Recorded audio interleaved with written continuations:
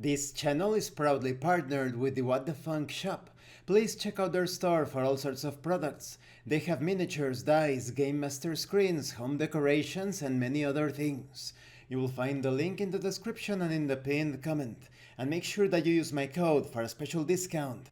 They currently have a Halloween sale going.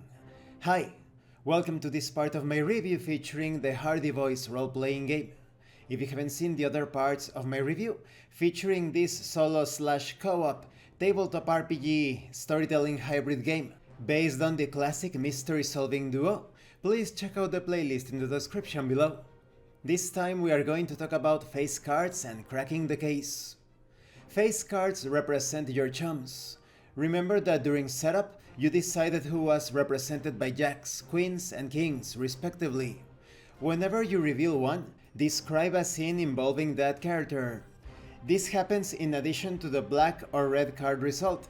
I think this part is a bit confusing because you get the idea that you have to draw another card with the addition word here in this paragraph, but it's actually a replacement rather than an addition. That is, each of the face cards is going to stand in for one of the other cards, for one of the black or red card results, because the suit of the face cards determines the kind of scene. For example, hearts represent you and the chum hanging out, and perhaps getting up to some mischief, and happening to uncover a clue in the process.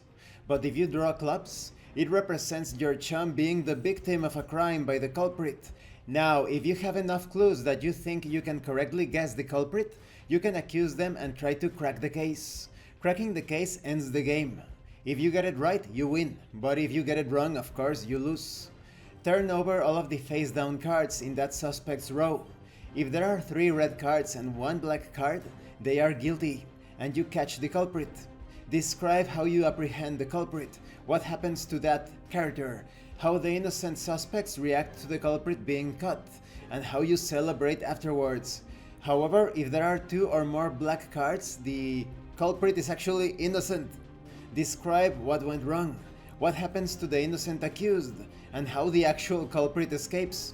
If you choose to play with the possibility of escape, and I recommend that you do, and if you finish a number of turns based on the difficulty you chose, and you didn't manage to crack the case, or you tried and accused the wrong culprit, then the culprit escapes.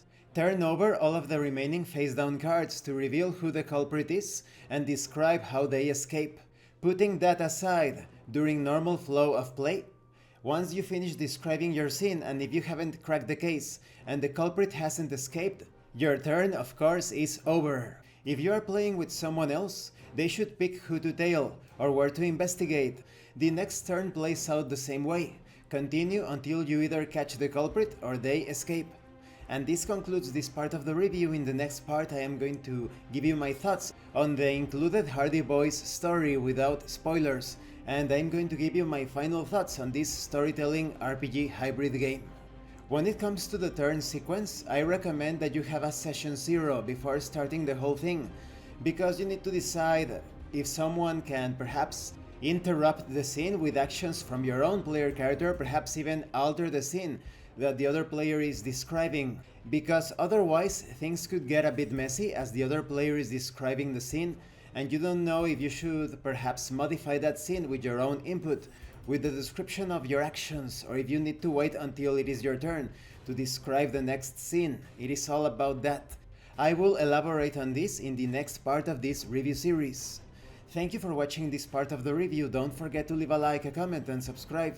And thank you so much to those of you that are going the extra mile to support the channel. If anyone else wishes to further support the channel, consider joining as a member or using the super thanks button. You can also check out the pinned comment below. This has been Abraham L. Jaguar, a professional game master. I am currently unavailable for professional sessions, but I will put my contact information in the description and in the pinned comment for when I am available again. And remember, master roleplay and you will master the game. Once again, thank you and see you later.